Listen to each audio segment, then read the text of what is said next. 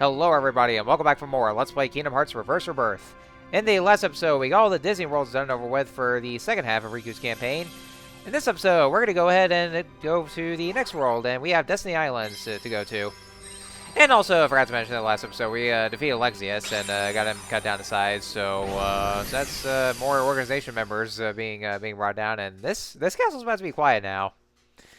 I think at this point, this is actually where Sora's story essentially ends, though, and so this is actually what happens after. So, anyway, back to the nice, soothing piano piece of Destiny Islands. It's so soothing. I never thought I'd miss the island wind so much. There was a time I couldn't wait to get off this rock, and now I'm acting all relieved. Yeah, that seems to be a bit of a phase for Riku, honestly, because you know how he was there. Is that? Oh, hey, it's Final Fantasy Trio again. Hey!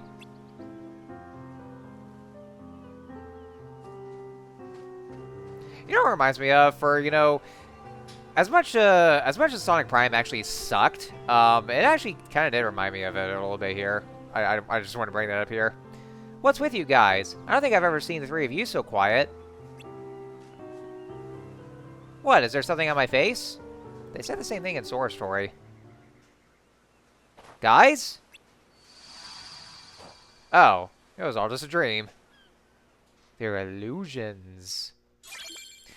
Alright, so now we're getting started with well, the memory illusion of Destiny Islands. So yeah, once again, welcome back to Destiny Islands, even though it's not the very same one that we've been in. And so, I mean, we haven't really got back to it since Kingdom Hearts 1, because that got destroyed, and we still haven't made it there. So, probably in due time. So, anyways, yeah, you know the drill. This deck here I'm a little indifferent with, you know, because it feels like a weird deck, because, you know, it actually starts off with the lower number cards, but then it kind of goes back up to the high number cards. And so, yeah, it's going to be, you know, well, actually, no, then it goes back to the low number cards, too. So, I don't know, it's kind of like a little bit of a back and forth kind of thing for those, for the card decks, so I don't know, it's weird. So, I mean, I'm a little iffy about this whole deck, so. But you're pretty much going to be running into a lot of the dual system too, and yeah, I kind of just got myself all well, yeah, just kind of I felt that was what I was trying to say. So, yeah, sorry, I just got back from work again, and so I'm still a little exhausted.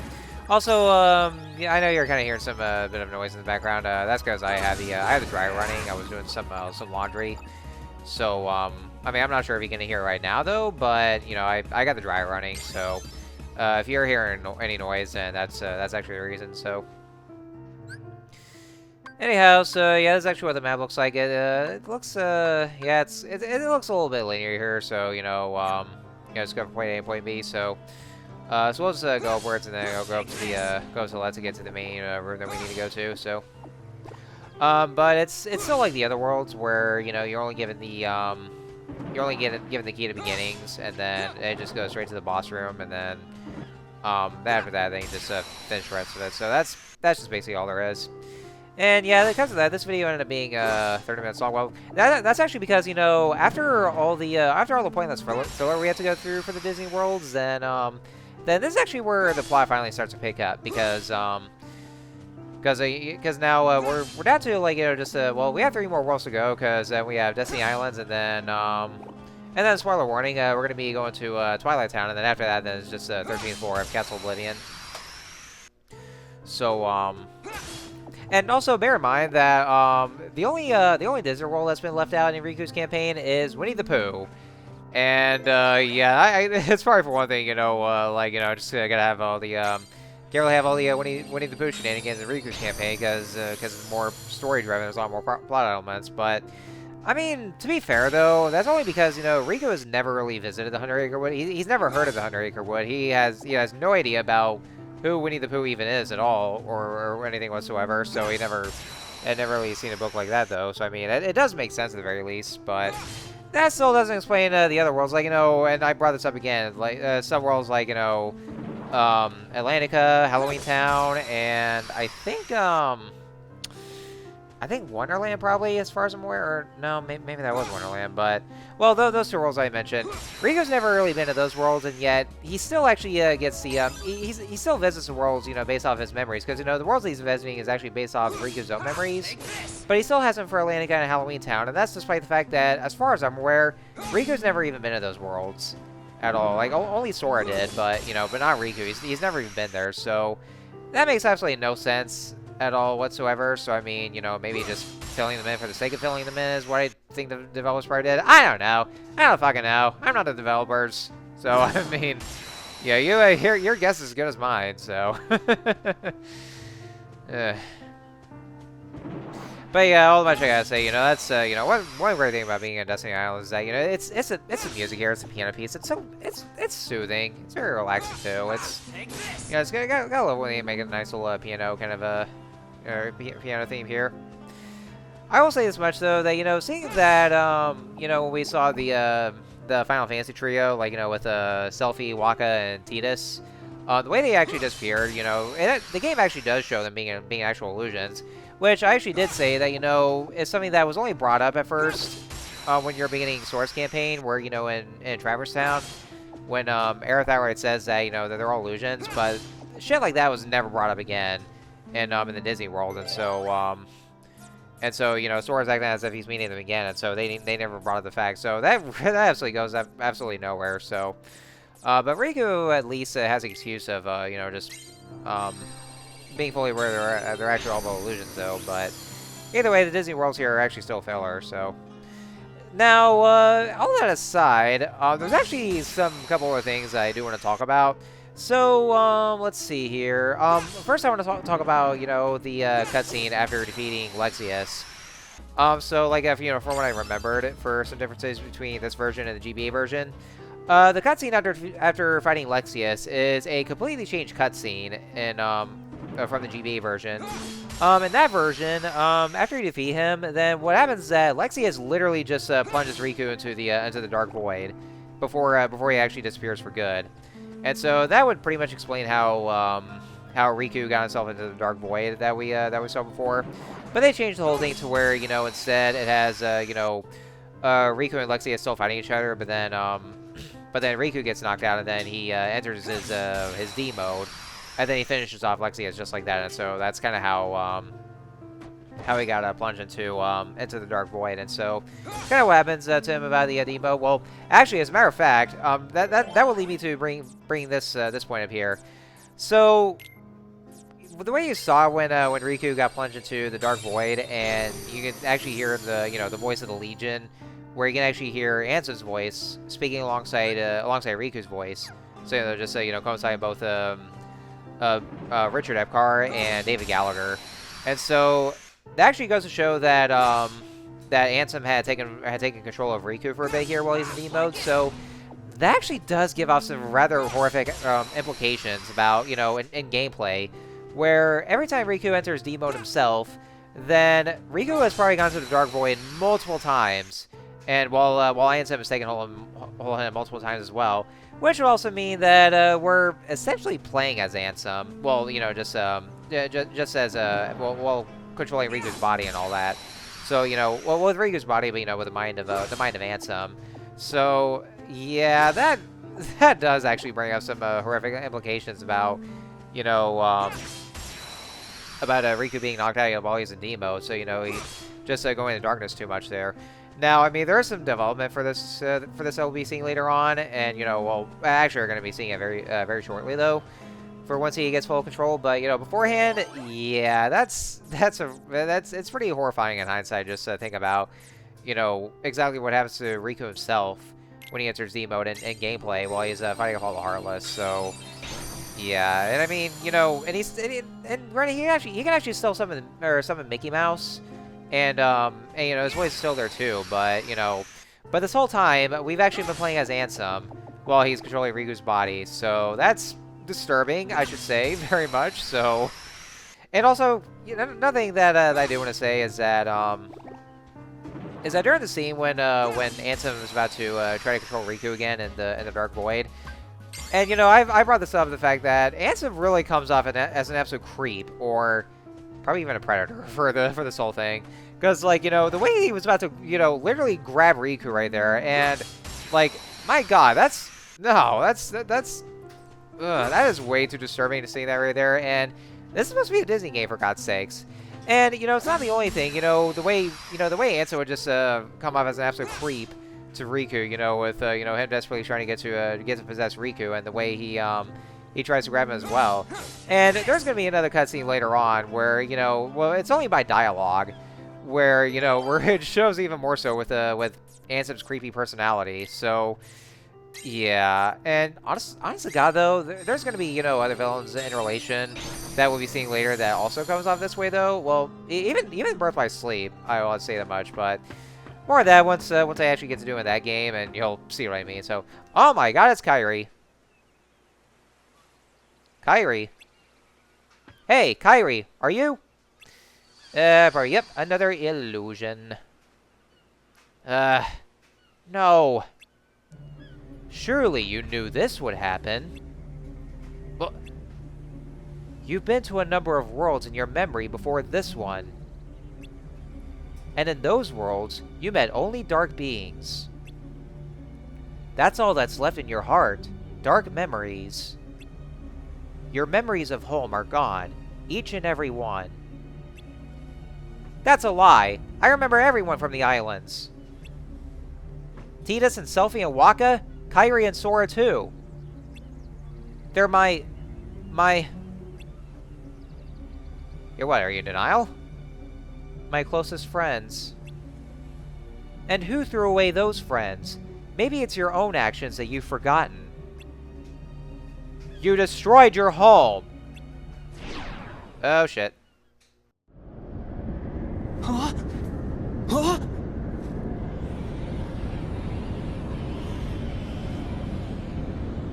This is...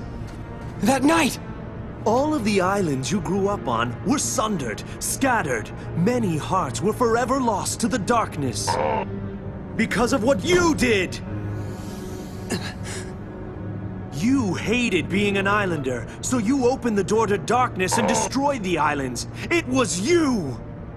You were pulled into the darkness then, and now you belong to the darkness. You should look. Look at what you truly are!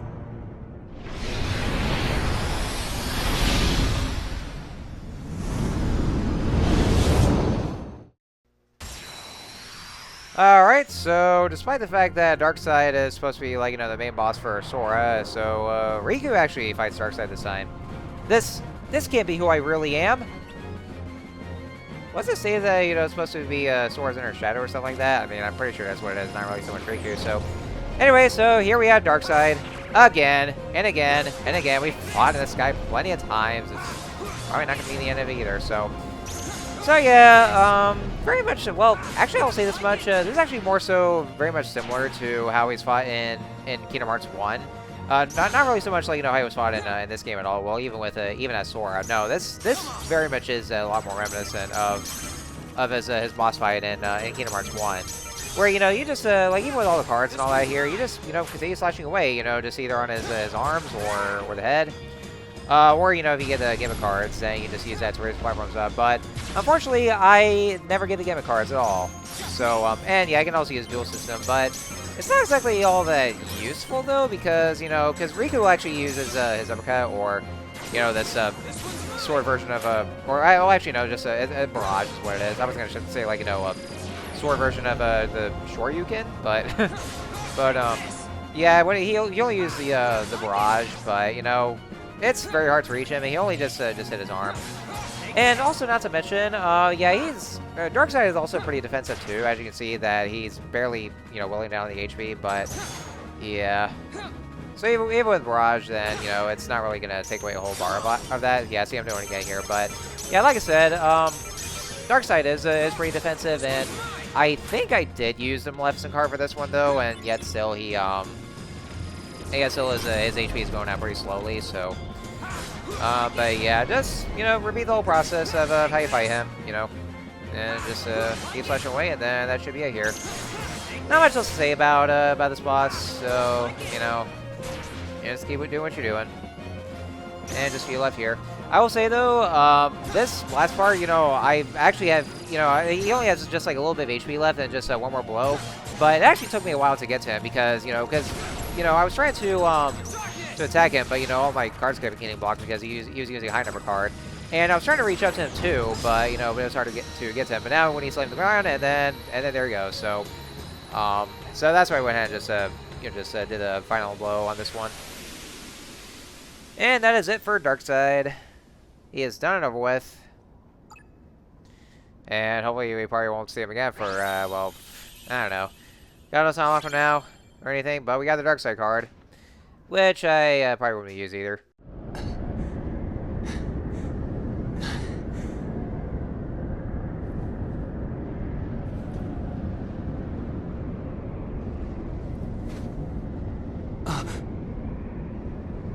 Sora!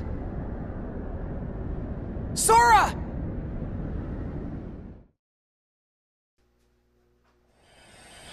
Alright, so you can see that this door appeared, and there is actually a reason for the door to appear, because jumping ahead a bit here, we're going to have a boss fight here, so they brought in this door for, to save before then. Sora! It's me! Ah! What?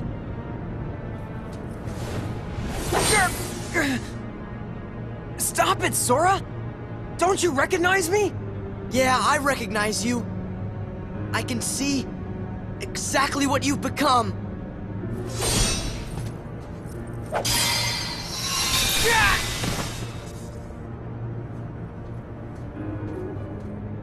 How can the light hurt you? Riku, have you really become a creature of the dark? You're not Riku anymore. You're just a pawn of the darkness. So be it. It's time for you to face the light!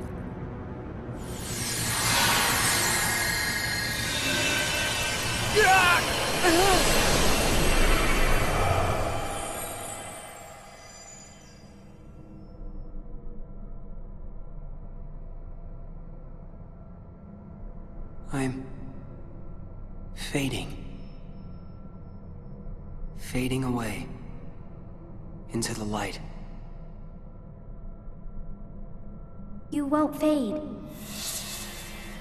You can't fade. There's no power that can defeat you.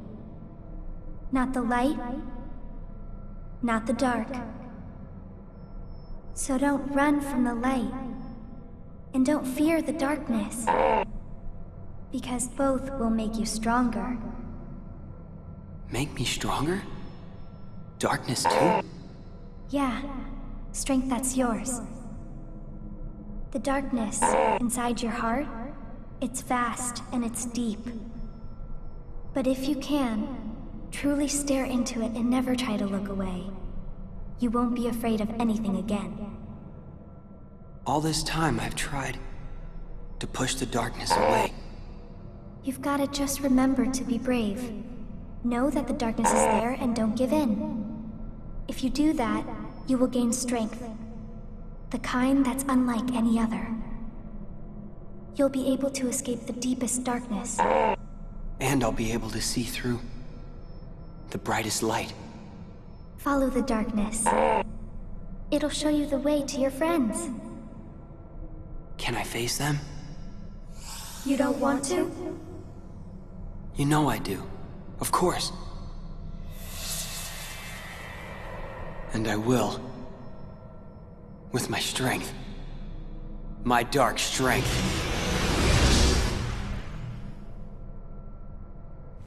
Darkness!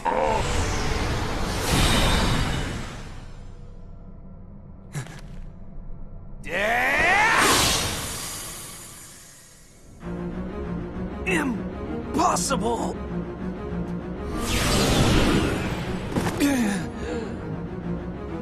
How is it that you found me when you were there in the light? You reek of darkness. Even the light can't block the smell. I guess I followed the darkness right to you. This is absurd. Then I shall make you see that your hopes are nothing Nothing but a mere illusion! Alright, folks, so here we have Zexion, and ladies and gentlemen, this boss fight is actually a Rechain of Memories exclusive. And I want to say this much here, it is also a royal pain in the ass. That's the reason why they have this door there for us, so if you ever need to save, because, yeah, you're going to be here for quite a while, and if you really don't know what you're doing, then, yeah, then this guy's tough, and, you know, he has so many tricks here. So, actually, to get this out of the way, so yeah, like I just mentioned, the fight against Zexion is a Rechain of Memories exclusive, because in the GBA Chain of Memories, after Riku has accepted the darkness for himself, then he actually slides through Zexion, but it's only in the cutscene, because then Zexion just bails out of here. This version, however, you have a boss fight against him, so to talk about it right here, and he's very tedious. What he'll do is that, he'll actually start using his books, because that's basically his main weapon. And whenever he uses, some of his moves, like a Cyclone, for instance, whenever he hits you with a book, he will take your cards away. And then once he uses one of his moves, a Cyclone, he'll go and literally suck up all your cards. Well, almost all your cards, to the point where you'll have very few left. And so, whenever that happens, you'll see the books they can actually attack. And then when you attack them, then focus on those, and you'll eventually get your cards back. But then he also makes some duplicate copies of himself. So avoid the duplicates and just focus on the books themselves. But I managed to finish on right then and there, so there we go. And let's level ourselves up with the AP boost for us here.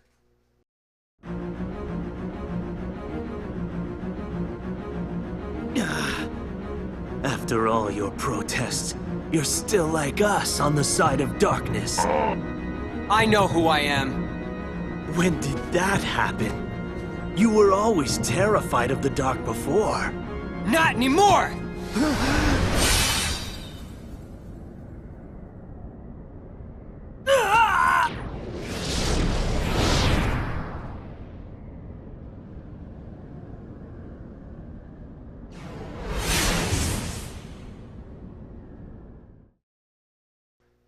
I just kind of like that face right there. He goes like, yeah, fuck you too, Zexion.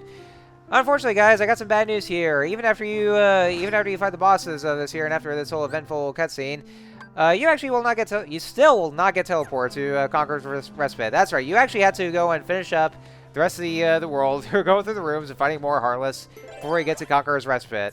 Yeah, you would think that's gonna be like in Sora's campaign where you just be able to go to the last room right then and there, but nope, you still have some finishing work to be done. And so it's like, yeah, the game just tells you, nope, you ain't fucking done yet. You got some more work to do, bitch.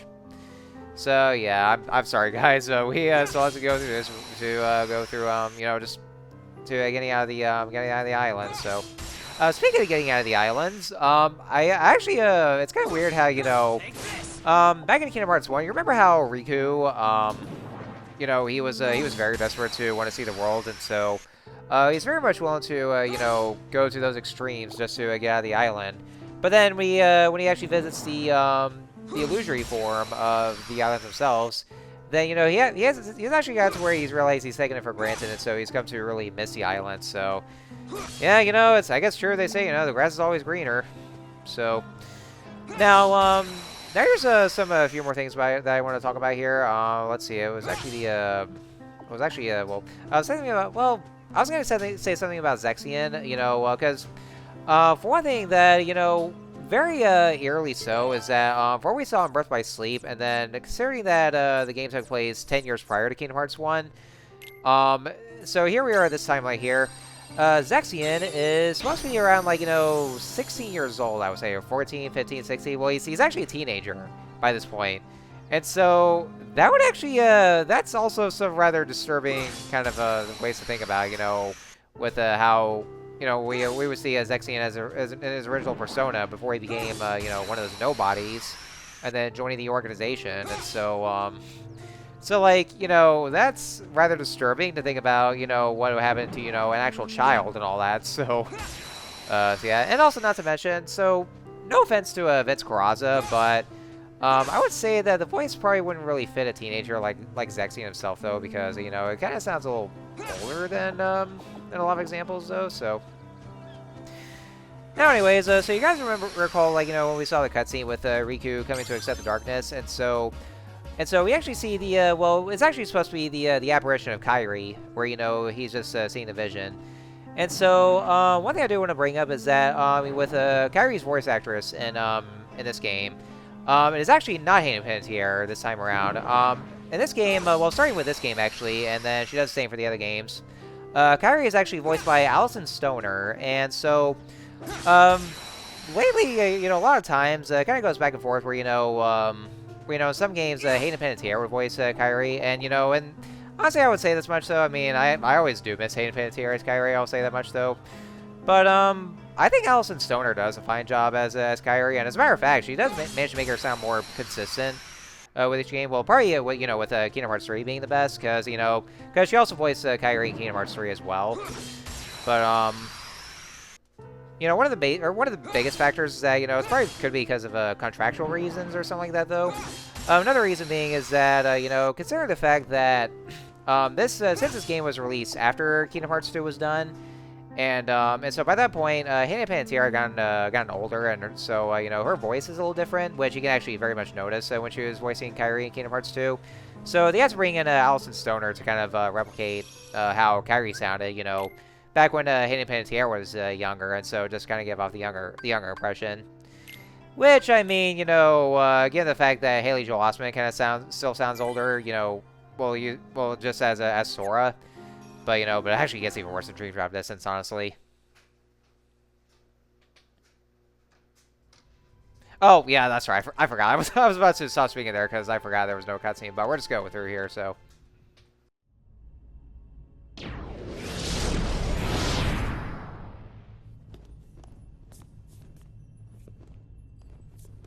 What is he? No one's ever won the darkness the way that he does. It's impossible.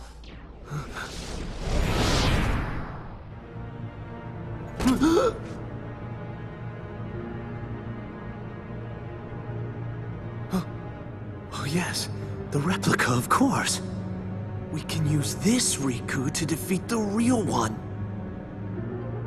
Axel? Wouldn't you like to be real? All you need is the kind of power that the real Riku doesn't have. If you can get that, you can be a new person, not Riku, nor anybody else. You won't just be a copy of someone, you will be unique, your own self. Axel! What are you saying to him?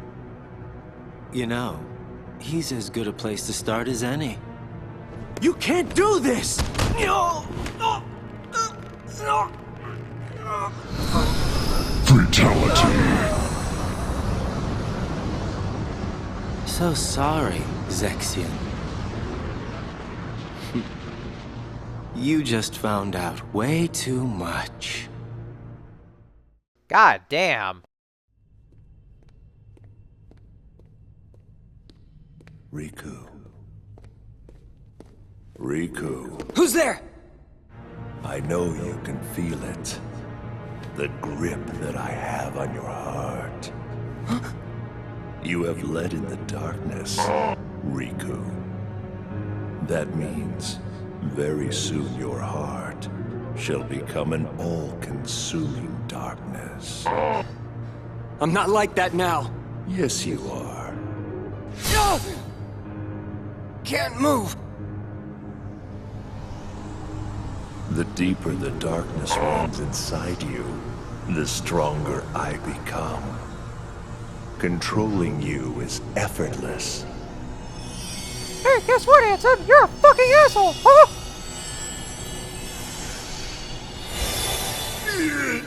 Must you interfere again? Ooh, sure glad I made it in time. That ought to keep Ansem busy for a while. Huh?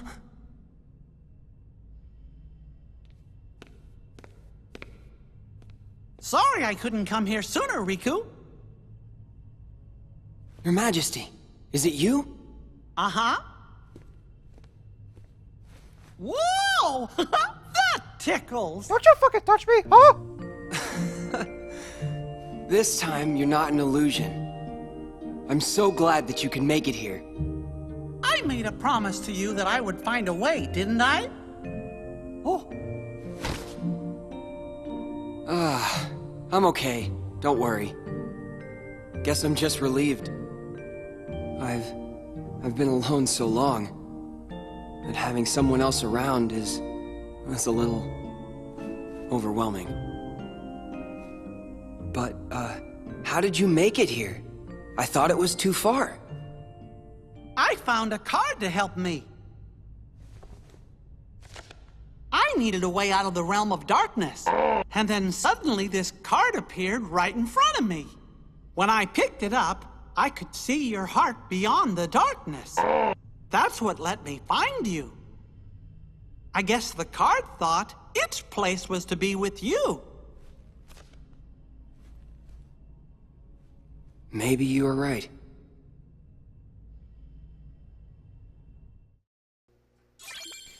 Well, let me know, folks, that this is actually the very first time we ever do get to see... Well, maybe not, though. I mean, well, we only saw the silhouette of King Mickey in the end of Kingdom Hearts 1, but...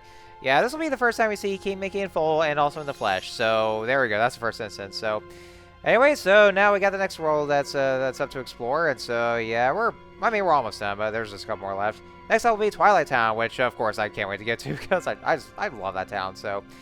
Anyways, next time on Let's Play Kingdom Hearts Rebirth, we're going to Twilight Town, of course, and then we're going to see what more of the plot's going to unfold, you know, after all that's here. So, until next time, I'll see you guys later.